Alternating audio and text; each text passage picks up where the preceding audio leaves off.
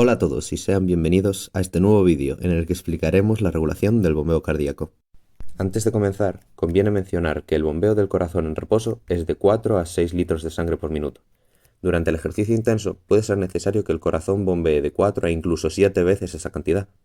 Existen diversos mecanismos mediante los cuales se realiza la regulación del volumen que bombea el corazón, la regulación cardíaca intrínseca y el control de la frecuencia por el sistema nervioso autónomo.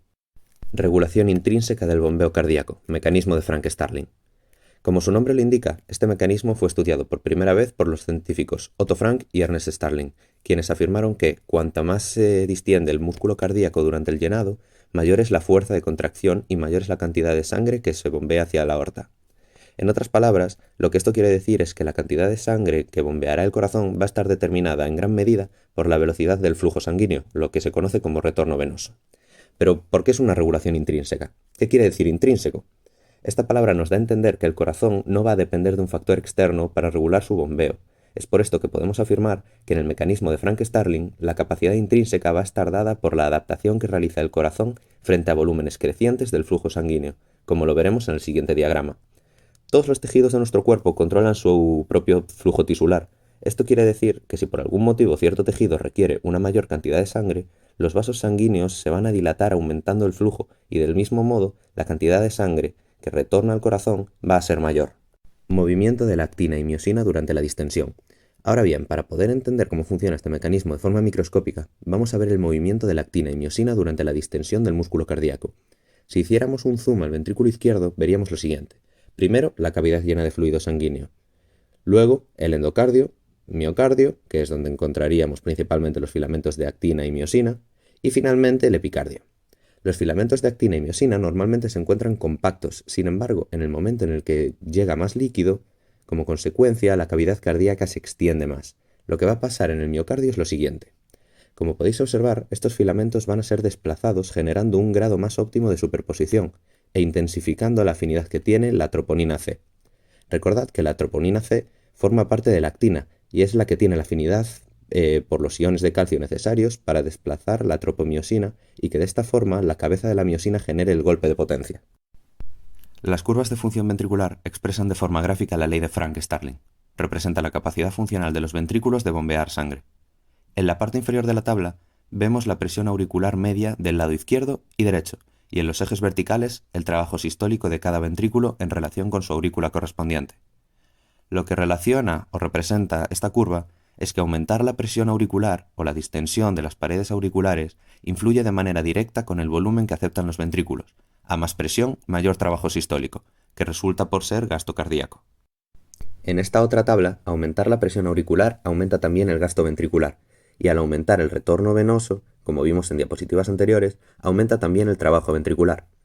El aumento de la presión auricular, además del aumento de volumen de los ventrículos, conlleva también un aumento de la fuerza de contracción del músculo cardíaco, y la explicación de esto la veíamos, de nuevo, en diapositivas anteriores. La mejor superposición de los filamentos de actina y miosina, que conlleva este aumento de volumen en los ventrículos, favorece que la cabeza de miosina genere el golpe de potencia al aumentar la afinidad de la troponina C con los iones de calcio. Esto, en resumidas cuentas, lleva a que el corazón bombee mayores cantidades de sangre hacia las arterias. Efecto de la estimulación simpática sobre el corazón.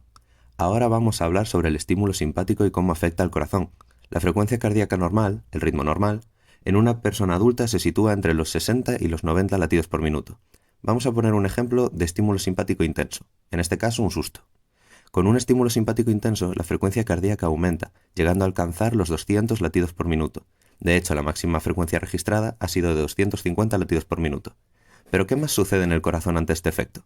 Bien, se multiplica por 2 la fuerza de contracción, por lo que se aumenta el volumen de sangre bombeada y aumenta la presión de eyección. Además, se triplica el gasto cardíaco, es decir, la sangre que bombea el corazón en un minuto. ¿A qué se debe todo esto? Pues se debe a la inervación simpática. Como podemos ver en esta imagen, hay una moderada inervación simpática auricular y una elevada inervación simpática ventricular. Por eso, el estímulo simpático aumenta mucho más la contracción muscular, ya que ésta proviene de los ventrículos. En cambio, la inervación de los nervios simpáticos al corazón puede disminuir el bombeo cardíaco en un grado moderado. En condiciones normales, las fibras nerviosas simpáticas que van al corazón se descargan continuamente a un ritmo lento,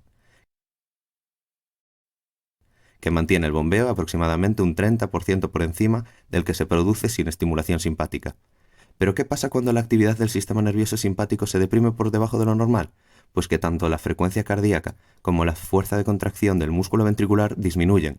Así, el nivel de bombeo cardíaco disminuye hasta un 30% por debajo de lo normal. Efecto de la estimulación parasimpática. Como contraparte del sistema nervioso simpático está el sistema nervioso parasimpático, realizando una tarea que se puede considerar opuesta a la mencionada, como si se tratasen de dos caras de la misma moneda, y es que la estimulación parasimpática o vagal reduce la frecuencia cardíaca y la fuerza de contracción, lo que se relaciona con equilibrio y con relajación. La fuerte estimulación de las fibras parasimpáticas en los nervios vagos del corazón puede detener los latidos por unos segundos, ante lo cual el corazón, normalmente, consigue retomar el latido a una frecuencia de 20 a 40 latidos por minuto mientras continúe esta estimulación. Este estado se denomina como braquicardia y causa síntomas como mareos fuertes o dificultades para respirar. La estimulación vagal fuerte puede disminuir también la fuerza de contracción entre un 20 y un 30%.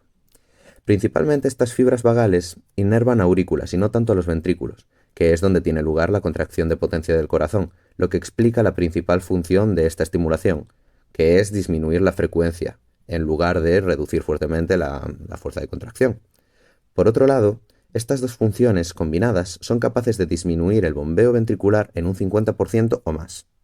Y tener otros efectos como la relajación muscular, una mayor salivación, estímulo del sistema digestivo, vasodilatación y excitación sexual. Efecto de los iones de potasio. El exceso de potasio en los fluidos extracelulares provoca que el corazón se dilate y se vuelva flácido, además de ralentizar la frecuencia cardíaca. Por otra parte, si la cantidad de potasio es muy elevada, la conducción del impulso cardíaco desde las aurículas a los ventrículos a través del haz auriculoventricular puede ser bloqueada.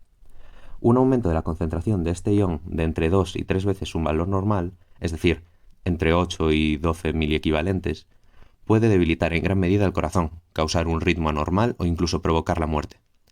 Estos efectos se deben a que una alta concentración de potasio en el líquido extracelular despolariza parcialmente la membrana celular en las fibras del músculo cardíaco, haciendo que su potencial sea menos negativo, reduciéndolo de menos 90 milivoltios a menos 20 milivoltios. A medida que disminuye el potencial de membrana, también disminuye el potencial de acción, lo cual provoca que la contracción del corazón sea cada vez más débil.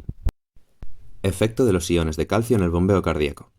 Mantener un equilibrio adecuado del calcio es esencial para el funcionamiento óptimo del corazón, pues tanto el exceso como el déficit pueden desencadenar una variedad de problemas cardíacos. Recordemos que el calcio mantiene la membrana despolarizada y forma la meseta. Una alta concentración de iones de calcio evita la repolarización de la membrana por el potasio.